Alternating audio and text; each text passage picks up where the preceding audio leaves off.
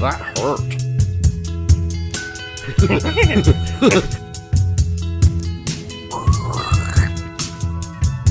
More verticality.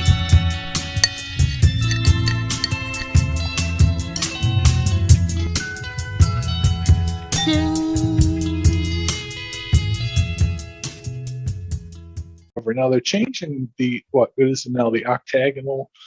Then they're changing the format next time around, so that it's virtually impossible for us to not qualify. But yeah, well, I mean, after the 2026 World Cup, because we automatically qualify for that, right?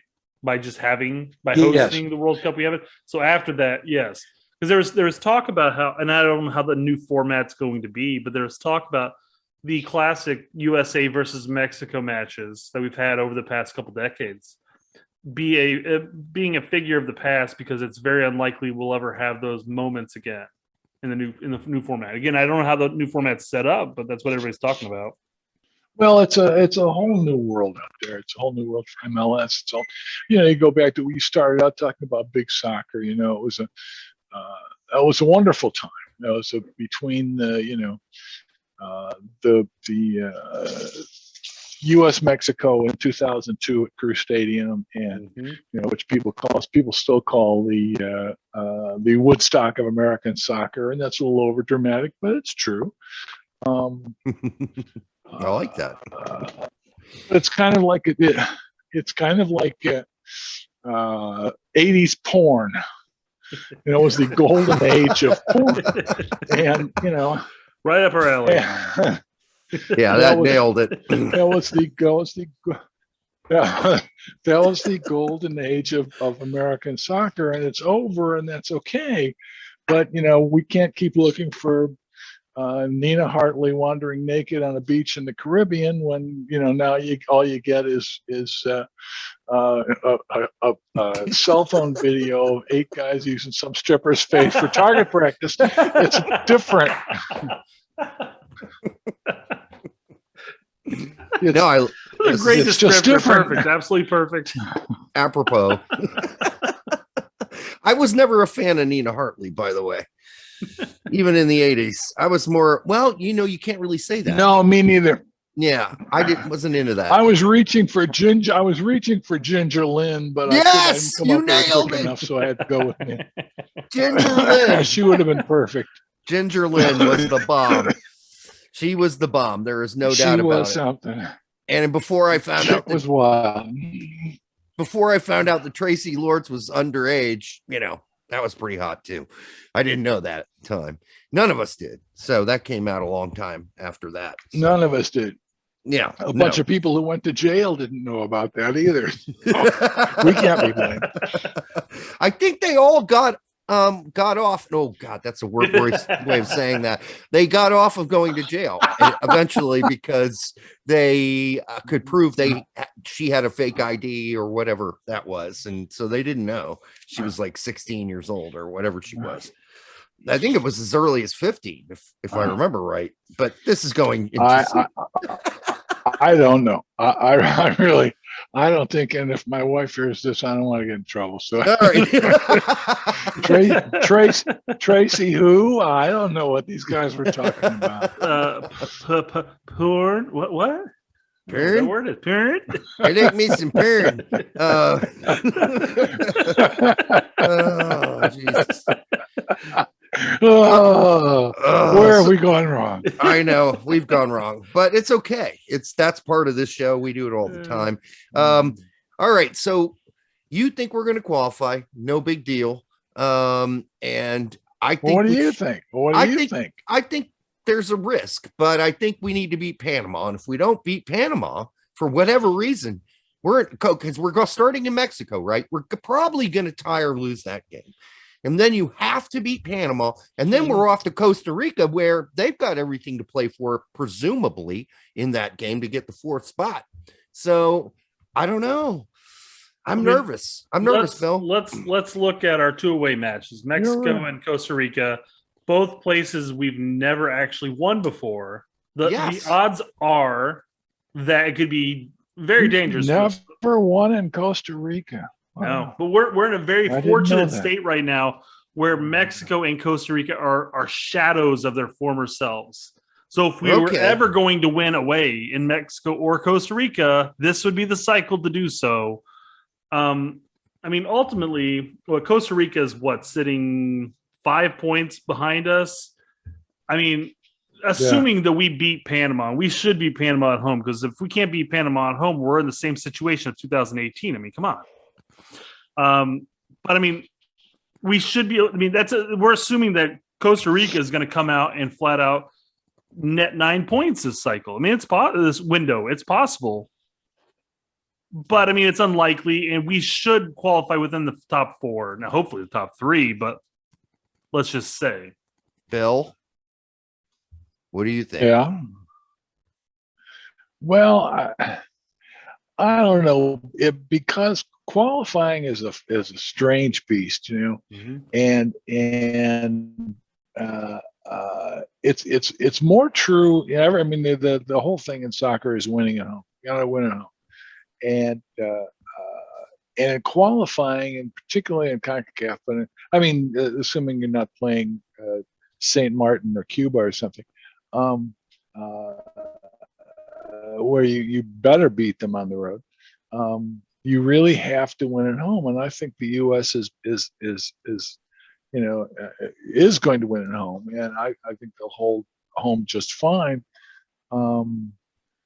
But it sure would be nice to if Gregg could show that he can win on the road. But to win on the road, you've got to play a little different. You can't play this button down, and he's not going to be able to have 2-degree weather out. Which, and I don't criticize that, everybody does that. Bolivia plays their games at La Paz. It's, you literally can't run on the field for more than 20 minutes without passing out. Honduras has no right to complain about being cold in Minnesota. They play their qualifiers as many as they can in the jungle in the middle of the day when it's 110 degrees. Humidity you could cut with a knife, and everybody does that. It's what you do in qualifying. You do everything you can to win at home. And I think the U.S. will hold home. I really don't think there's any issue at all, and I think we'll be fine. I will say, looking at the upcoming matches, Costa Rica is hosting Canada for their first match. Now, Canada, while you could argue, says they're pretty much already qualified at this point. They pretty much are, but they're still going to aim to try to get at least that point, because that 1 point can mean automatic qualification for the last 2 matches. So they're at least going to be playing for the draw / probably pushing for the win, because I mean, I can't imagine Canada just sitting it back. But regardless, they're going to be playing in Costa Rica against Canada, who's top the charts, and then they play El Salvador, who've been sticklers at home, and then they play us in Costa Rica. So I mean, they don't have the easiest window going into the final window either. No, they're beating El Salvador. There's no doubt. I don't know. What do you think about that Canada team? What do you think about that Canada team, really, though? Do you really think they're as good as they've looked? I think they work really well as a team. Yeah, well, that's. I think, yes, they play well as a team. They have a plan, and they sit back and they counter. Not every game, obviously. If they're playing somebody who's less talented than them, then they'll go after it. And they have Davies and they have Eustaquio, then they'll go after it. I think they basically play Mexico and the United States one way, and then everybody else a different way. They're winning. That's true. That is very true. Yeah, and they're winning. So I mean, but on paper, I mean, I said this the other day. On paper, no, Canada are not a more talented team than the United States or Mexico, for that matter. Even though Mexico's on a real downward turn right now, and they're old and they're slow. Yeah. So the Canadians you talked about it before. The Canadians really, really had a hard on about me, and a lot of it was, and I was, as it turned out, I was absolutely right. I said they had no business putting 3 teams in MLS. and they ought to, they've got to try to develop their own league. And so they took the 3 best cities in the country and put them in the next country, and then they decided to found their own league. So they have the CPL, which is supposedly a Division One league, and it's not. It's not even really up to USL1 standards. And how much better off would they be if they were if they had Montreal and Toronto and Vancouver in the CPL? There'd be more money. There'd be a lot more television money. There'd be a lot more of everything in the money, and I think they'd be a lot farther along with what they want to do. We can even put MLS players on a World Cup team, and they really can't put CPL players and on a World Cup team and claim that it's competitive. Yeah, it's like calling it the Scottish Premier League, Premier, CPL, Canadian Premier League. And in what way is it premier? I mean, it's not. It's like a second, third tier league at best. And if you look at the lineups and you go through the players, you'll realize, oh, these are guys who couldn't cut it in fucking USL, and they're playing in the CPL. You're going to get Canada hating you too. You wait. Sorry, we'll put them up on the list with Serbia, so we're good. Oh yeah. I don't know. Bill doesn't know this, but we got like death threats. And what year was that? 2010 World Cup. God, we started the podcast too, like literally months prior to the World Cup, and we got death threats. Yeah, they said they were going to come to our house. Well, the Serbians don't mess around. Yeah, we predicted that Serbia would get the last in the group in 2010, and guess what? We were right. We were right, but they told us they were going to come to our house and slit our throats. Yeah. I was like, Jesus Christ, what the fuck are we dealing with here? I was young enough and dumb enough not to really care. Yeah, I'm going to tell you, I was going to get past the big soccer thing, but I'll tell you one more story. I did a podcast for you guys. I had some other couple others as favors to friends, but I really generally didn't, because I spent so much time on my blog that I didn't think I wanted to spend a lot more time sitting around, babbling. But I got a call, or I got an email from well, you know who Dwayne Rollins is. That sounds familiar. The 24th minute. He had a 20. He and 2 guys had a podcast in Canada and Toronto called the 24th minute, and they. I had a call an email from them one day, and they said, we think it's a shame that you guys don't that Columbus fans and American fans and whatever I have such a bad attitude about Toronto fans, and we really think that there's a potential for violence, and we don't want that, and that's not helping anybody, and we're trying to get somebody to come on and talk from both sides, and maybe we can help open up some understanding. A whole kumbaya speech they had, and it was hearts and violins and flowers, and we're all going to love each other, and this is for the good of soccer and the good of the continent, and blah blah more blah. Rich blah. than maple syrup, moron. Man. Yes, and I very apropos, as a matter of fact. And so I bought into it, and I said, "Fine, I'll come on your show." And I came on the show, and I about said hello, and they were all the way down my throat. The U.S. this and Columbus that, and you stink, and you're nasty, and you're shitty, and whatever. And they used to be online somewhere. I probably still is. And I was just pedaling as fast as I could, and I was shocked. I really was expecting to come on and be this really nice guy and whatever. And but I got off the phone, and it's a bunch of assholes, and nobody will ever hear this anyway. Some people in Canada, and I don't care and whatever. So I just went on about my business, didn't care. About 2 weeks later, I got a phone call from in the middle of the night.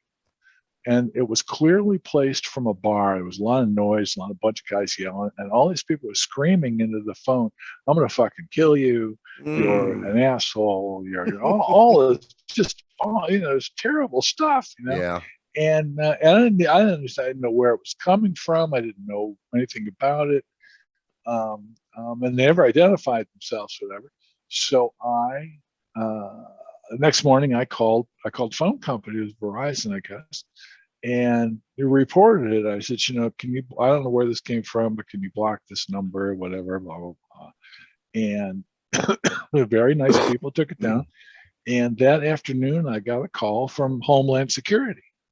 Jesus Christ! And Homeland Security wanted me to tell the story.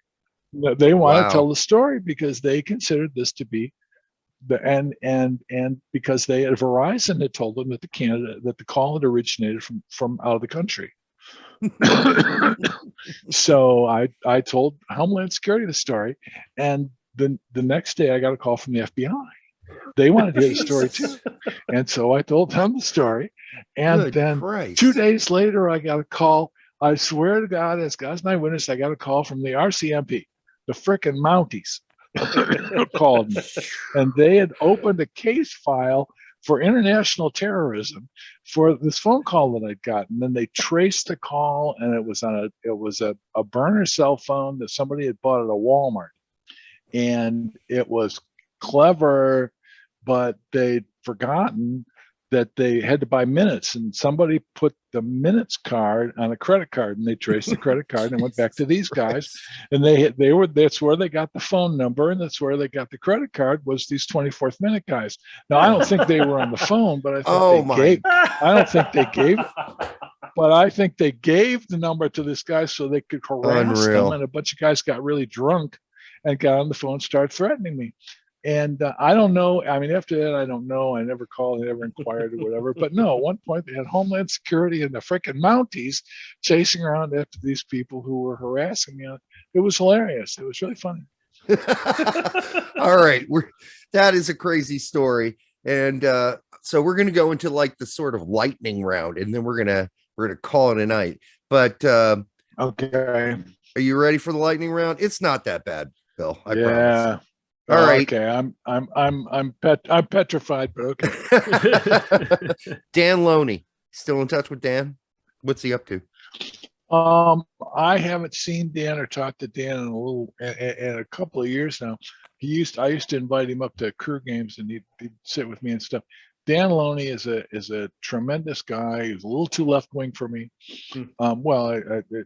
He's too left wing for Leon Trotsky, but a funny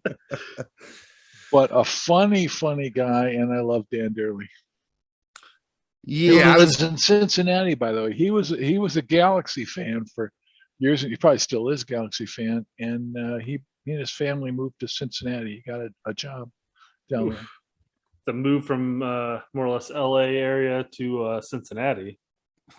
That's quite a culture shock, isn't it? Yeah. So your Facebook page has a sailboat on it. Do you actually do any sailboating? That sailboat is out in my backyard next to the barn, even as we speak. In fact, that picture was taken at my wife took that picture on the northern end of Lake George, up at towards the Canadian border. Yes, I do. I don't do nearly as much as I hope to do more. If you want to come and help me, do a work on the thing, it really needs some work, and I'm really pretty lazy. I mean, I can break stop by anytime. You're bring the champagne, and we'll talk. The last time I sailed, I still have that boat. Yeah, the last time I sailed, I got knocked off of the boat with my dad. So, how the hell did that happen? I am not a really good sailor. You were tacking. Yes, exactly. Hit me in the back of the head. Yeah. And the boom hit you. Yep. Playing with your dinghy. Fell into the boat, and we were on the way into the inlet, and there were my dinghy, and we were on the way into the inlet, and there was a beach. That one took you a long time to come with that one. I brought up sailing, and I'm like, I'm going to say it. I'm going to say it. I'm going to say it. All the young girls on the beach laughed at me. So yeah, it was humiliating. I actually imagine.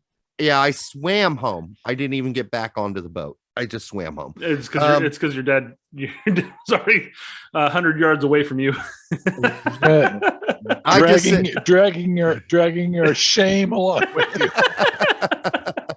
I was young then. I think I was like 28, 20. So it was an embarrassing moment.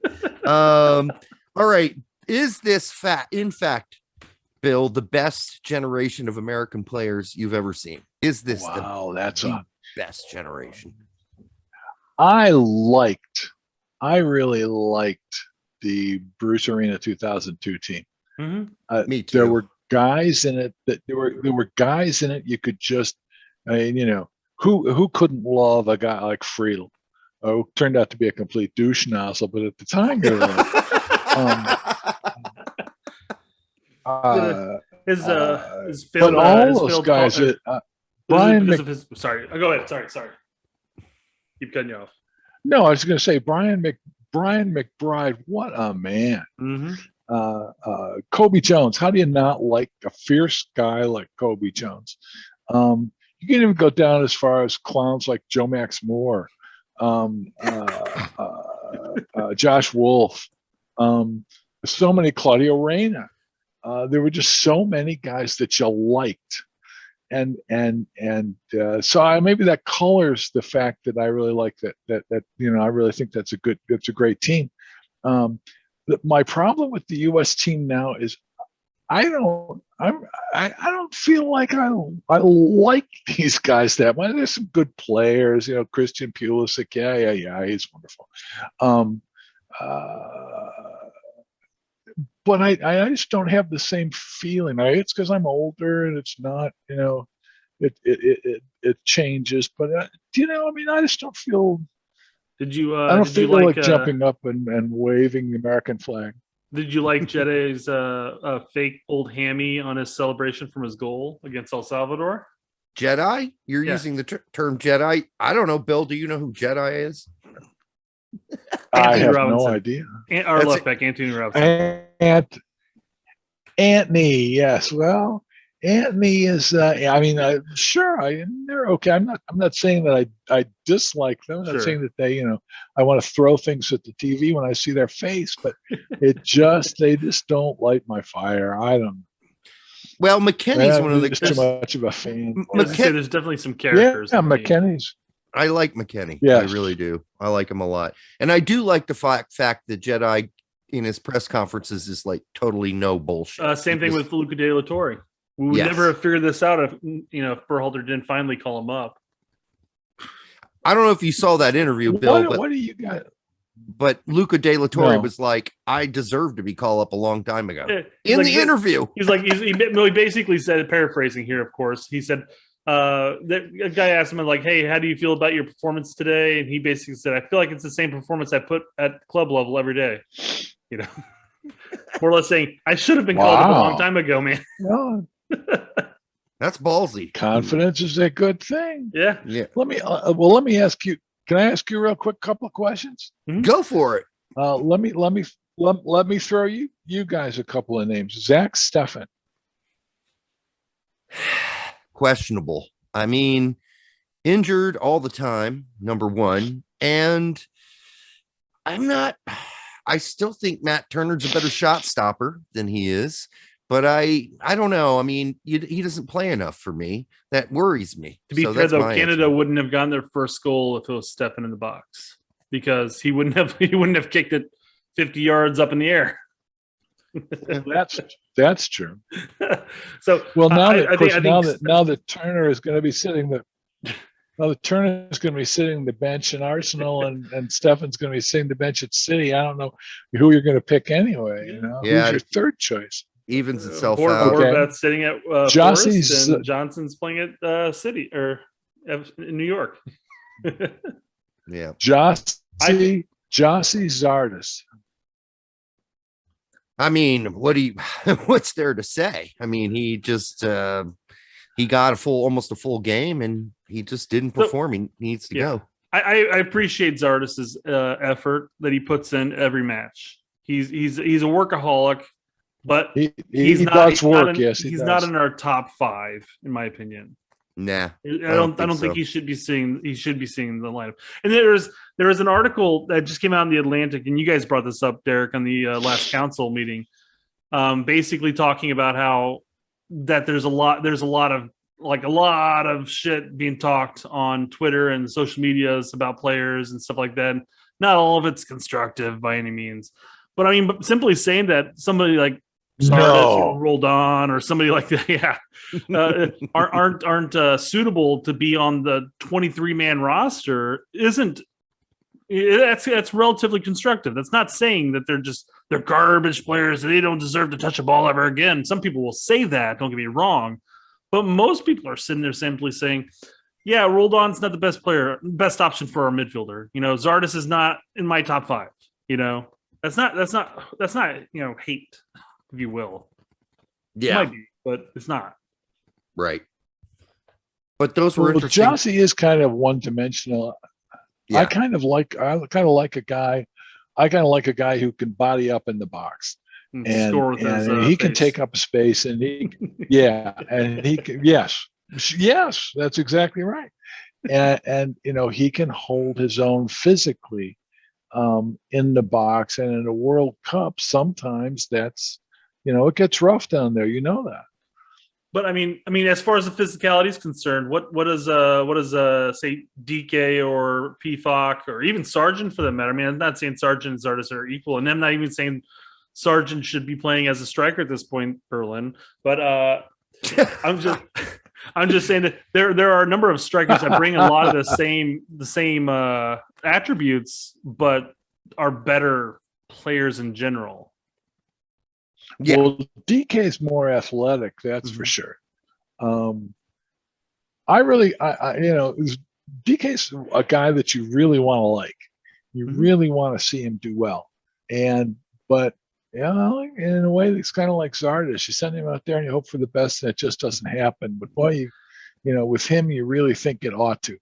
Josh Sargent is,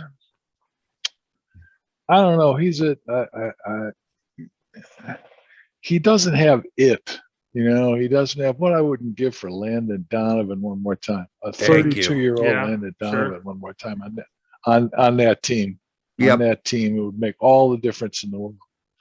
And I've said that so many times on this show that's Josh's real issue, is he doesn't have it. While like Hoppy has a lot of it, but he's just a lot younger and he's got some growth. Well, he's not a lot younger, but he does have some growing to do, and he needs to get time at Mallorca. But yeah, I think he's in a unique situation. Whereas at least Norwich has faith in Norwich management. Let's put it this way: has faith in Sargent, and Sargent definitely has been putting in the work, and he's finally getting some, as a right midfielder. A right winger, right midfielder. Oddly enough, you brought up Donovan earlier, but lately with Norwich, they've been playing more like a 4-2-2-2, which is the Bob Bradley special, and he's playing the Landon Donovan side. He's playing the right Bob wing. Bradley. Yeah, so I mean, he's playing that Landon Donovan role. So I mean, there's a lot of not saying there's a lot of similarities between the two players. I'm just saying he's playing the same position, and he's finally starting to produce at Norwich. Yeah, well, 2 goals in one game. When it comes back to Berhalter, can't expect Berhalter to play him the way that anybody ever. Certainly, the way Bruce Arena played Donovan, that's never going to happen. No, it's not going to happen. But yeah, I wish we could have got into the robotics more, Berhalter tonight. But this has been an hour-long show, and that's about what we're going for. And I'll probably chop it up into 3 pieces, actually, because. Well, the algorithms and all that shit. But I want to thank Bill Archer for coming on the show. When we leave the recording, Bill, don't leave us. And make sure you like, subscribe, and wherever Bill goes and eventually starts writing, whether it be Substack or anywhere else, make sure you're watching and paying attention, because we will be. All right, until the next time on the Straight Red Card, good night. That hurt.